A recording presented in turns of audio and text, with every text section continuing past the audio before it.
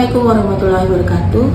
Perkenalkan, saya Wiwit Wulandari, SST BDMkes, dosen dari Stikes Pembina Palembang dengan NIDN 0201017803. Pada semester ini saya mengampu mata kuliah Kesehatan Perempuan dan Perencanaan Keluarga atau KB, di mana untuk beban mata kuliah ini dibagi menjadi 4 SKS, yakni 2 SKS teori dan 2 SKS praktek. Untuk penempatan mata kuliah ini ditempatkan pada semester 4. Adapun deskripsi dari mata kuliah ini adalah setelah mengikuti perkuliahan, mahasiswa mampu memberikan asuhan kebidanan pada perempuan dan perencanaan keluarga di masyarakat. Kemudian untuk kemampuan akhir dalam proses pengajaran, pertama, mahasiswa mampu menjelaskan konsep dasar kesehatan reproduksi. 2. Mampu menjelaskan maksud dan perusahaan seksualitas. 3. Menjelaskan apa itu kontrasepsi, IVA, pap smear dan sadari, serta komunikasi dan edukasi tentang KB dan KID. Untuk jumlah pertemuan pada mata kuliah ini sebanyak 16 kali pertemuan, dibagi menjadi 3 pertemuan. Pertemuan pertama sampai ke-7 adalah teori di kelas, kemudian dilanjutkan mid semester di pertemuan ke-8. Lalu pertemuan 9 sampai 16 adalah praktek di lab. Untuk metode pembelajaran dan pertemuan, kuliah ini adalah study center learning, kemudian diskusi, role play, lalu semua pembelajaran itu digabungkan sehingga mampu diterapkan dengan teori-teori yang didapatkan di kelas maupun di lab. Adapun tata tertib dalam proses pembelajaran ini sehingga dapat membantu saya dalam proses pembelajaran, yakni pertama, mahasiswa datang tepat waktu, yakni 15 menit sebelum proses perkuliahan dimulai. 2. Pakaian yang rapi dengan seragam yang telah ditentukan. Ketiga, senantiasa memelihara lingkungan dengan tidak membuang sampah sembarangan. Kemudian untuk proses penugasan dibagi menjadi 2, yaitu tugas kelompok maupun tugas individu, di mana untuk proses penilaian sendiri akan dibagi menjadi beberapa bagian. Pertama, teori sebanyak 10%, yang kedua mid semester sebanyak 20%, 3 semester 25%, keempat pengetahuan di lab 30%, kelima, penemuan kasus-kasus yang berkaitan dengan pembelajaran sebanyak 15%. Mungkin itu saja yang dapat saya sampaikan berkaitan dengan kuliah yang saya ampu pada semester ini, yaitu Kesehatan Perempuan dan Perencanaan Keluarga atau KB. Semoga video ini dapat dimanfaatkan dan dapat digunakan dan diinformasikan ke masyarakat sehingga dapat bermanfaat. Akhir kata saya tutup dengan mengucapkan wassalamualaikum warahmatullahi wabarakatuh.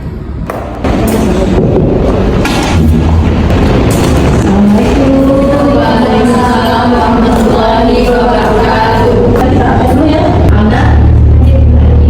Serina? Tidak hadir. Ya, hadir. Indah hadir. Mafila hadir. Oke, semua ya. Untuk pelajaran kita kemarin masih ingat nggak? Bisa. Materi ini ya. Itu termasuk apa? Materi ini termasuk materi jangka panjang. Saya ini ada nggak?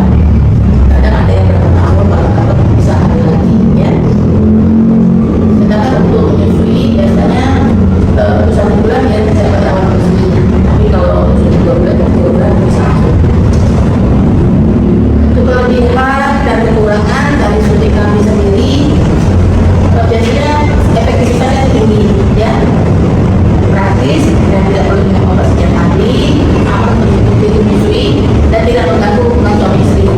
Divaksin juga lebih terpercaya. Ya. Untuk kekurangan dan lainnya tidak dilindungi dari infeksi penyakit menular. Terus bisa perlu kembali ke fasilitas kesehatan sehingga sesuai jadwal, dapat dilakukan perubahan pola hidup dan kesembuhan dapat kembali lebih lambat. Pertama tadi kita bilang ya suntik 3 bulan. Untuk efek samping sendiri biasanya perdarahan yang tidak teratur atau stroking ya, sakit kepala atau dari nyeri darah, biasanya dipicu kan ya, bisa terjadi dengan adanya seruak atau kurang tidur. Ya, jadi untuk KB suntik sendiri itu biasanya terjadi prematur ya. Kalau untuk di Indonesia sendiri biasanya dari kita jadi Pak Israel dari 100 suntik karena banyak logikanya untuk suntik sendiri. Ya, makanya sekarang dari KKP menyarankan untuk KB ya. Untuk KB terdapat ini tadi apa tadi? IUD terus oke, kalau ini ada yang mau ditanyakan? Saya ya. Tapi izin bertanya, dan beberapa kasus yang saya temukan di klinik dan ada beberapa pasien yang menurut terutama ibu yang suntik KB 3 bulan untuk selesainya tidak selama 3 tahun. Apakah itu termasuk normal ibu yang mengalami tidak menstruasi selama 3 tahun untuk Itu pertanyaannya, kalau untuk suntik KB itu biasanya yang 3 bulan ya, 3 bulan kayak gitu ya. Nah, untuk KB sendiri biasanya kalau untuk yang 3 bulan kan itu ada apa namanya di nah ya biasanya untuk menstruasi biasanya dia tidak takut atau misalnya hamil yang itu dalam kasus yang disuntik 3 bulan dia biasanya nggak apa-apa masih normal karena di cara kerja KB sendiri itu kan dia yang ketiga itu meriliskan lapisan epidetrim ya, sehingga interaksi sudah terjadi. Itu nggak apa-apa. Kebanyakan memang itu dari faktor efek suntik KB silakan apa. Tapi kalau misalnya ibunya pengen beralih ke KB ya itu kan juga ya ibu ya. Tadi ada lagi kan saya mau ya, apakah KB suntik itu aman digunakan dalam waktu yang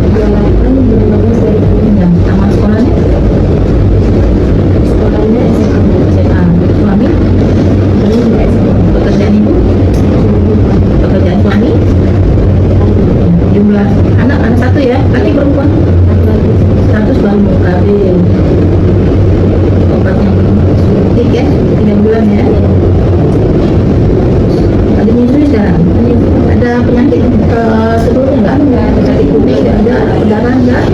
Kemudian nggak? Ada tumor nggak?